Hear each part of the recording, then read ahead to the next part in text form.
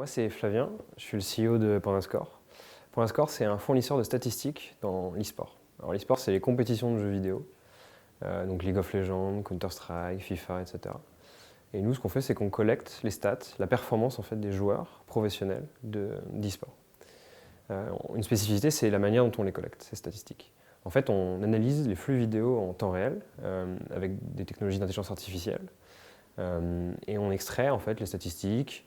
Ça va être la performance, le score à la fin d'une partie ou pendant la partie, ça va être les objets qui sont achetés, les armes achetées, etc. Et ces statistiques-là, ensuite, on les fournit à tout un tas d'acteurs, tout un tas d'entreprises dans l'e-sport.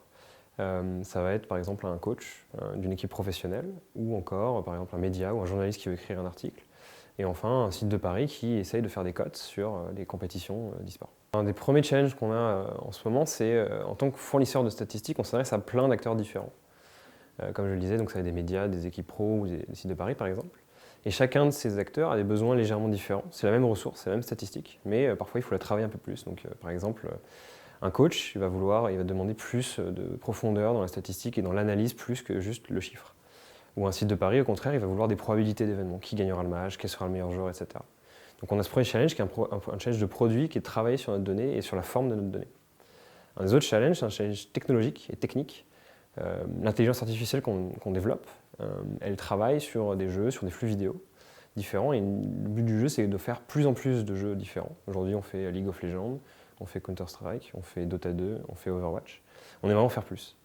Et en plus de ça, le dernier challenge, qui est un challenge qu'on prépare un peu en long cours, c'est en fait de passer de l'e-sport à potentiellement travailler sur du sport traditionnel, du football, du basket, etc. Parce que la technologie est capable d'analyser du FIFA, elle pourrait très bien analyser du football. Les choses qui nous intéressent le plus chez un candidat, c'est la capacité d'apprentissage et c'est la curiosité d'apprentissage dans un environnement qui est aussi technique, avec le deep learning par exemple qui évolue tous les jours.